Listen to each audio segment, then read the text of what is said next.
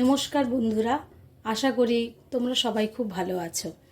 আজকে আমি যে রেসিপিটা করব সেটা হচ্ছে আলু কুমড়ো ডাঁটা দিয়ে চচ্চড়ি। খুব সহজভাবে করব, খুব বেশি আমি সবজি এখানে ব্যবহার করিনি। এখন শীতের শেষ, গরমের শুরু, তো এই সময় সজনে ডাঁটা, খুব নরম কচি যে সজনে ডাঁটা পাওয়া যাচ্ছে সেটা দিয়েই আমি আজকে এই চচ্চড়িটা বানাবো। ভীষণ ভীষণ টেস্টি হয়। তাহলে শুরু করছি, তোমরা দেখতে থাকো। প্রথমে এখানে কড়াইতে আমি সর্ষের তেল দিয়েছি। খুব বেশি পরিমাণে দেওয়ার দরকার নেই, 2 চামচ মতন আমি সর্ষের তেল দিয়েছি। এর মধ্যে দেব আমি 5 ফোড়ন আর দেব শুকনো লঙ্কা। এটা দিলাম ফোড়নে। একটু ভাজা ভাজা হলে এর মধ্যে যে যে সবজিগুলো দেব সেটা একটু দেখে নিন। এখানে রয়েছে ডাঁটা, কচি কচি ডাঁটা, আলু আর মিষ্টি কুমড়ো। আপনারা চাইলে নিজেরা নিজেদের পছন্দ অনুযায়ী সবজি দিতে পারেন। যেমন এর মধ্যে দেওয়া যায় শিম, বেগুন, এটা দেওয়া যায়। তো আমি জাস্ট এই 3টে সবজি দিয়েই রান্নাটা করব।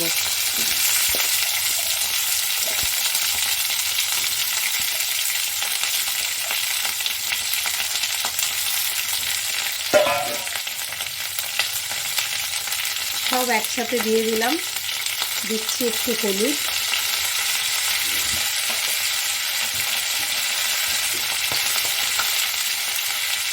আর দেবো নুন।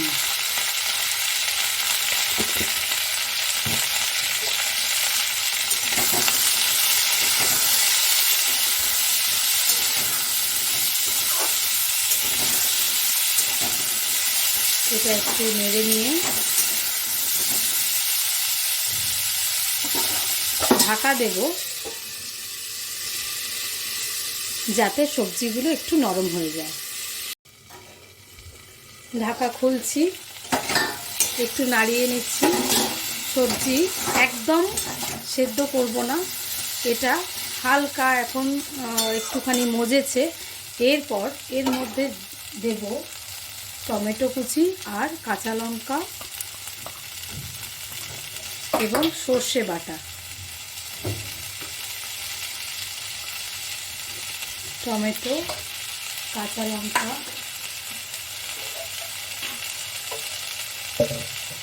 কাঁচা লঙ্কা আমি ফাটিয়ে দিলাম না, এর মধ্যে সর্ষে বাটাটা দিচ্ছি। সর্ষেটা আমি কাঁচা লঙ্কা দিয়েই বেটে নিয়েছি। সর্ষে বাটাটা দিয়ে দিলাম, দিয়ে এটা ভালো করে নাড়িয়ে নেব। আর একটু দেব জল,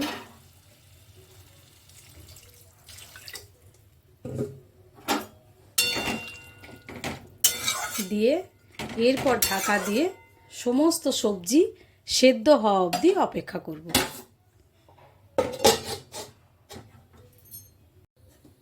এবারে ঢাকা খুলছি। সবজি সুন্দরভাবে সেদ্ধ হয়ে গেছে। এবারে গ্যাস বন্ধ করে দিলাম।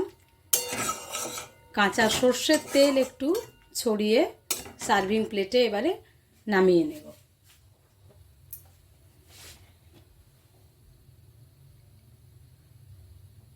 চচ্চড়িতে যদি ওপর থেকে একটু কাঁচা সর্ষের তেল দিয়ে দেওয়া যায়, তা ঝাঁঝ আর গন্ধে এটার টেস্ট অনেক বেশি বেড়ে যায়। ব্যাস, এবারে এটা আমি সার্ভিং প্লেটে নামিয়ে নেব। এটা আমি সার্ভিং প্লেটে নামিয়ে নিচ্ছি।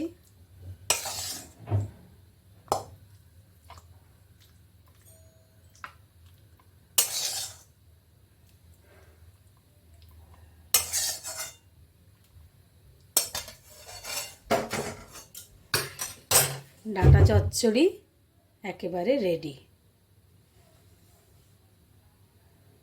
গরম গরম ধোঁয়া ওঠা ভাত, সাদা ভাতের সাথে খুব ভালো লাগবে খেতে।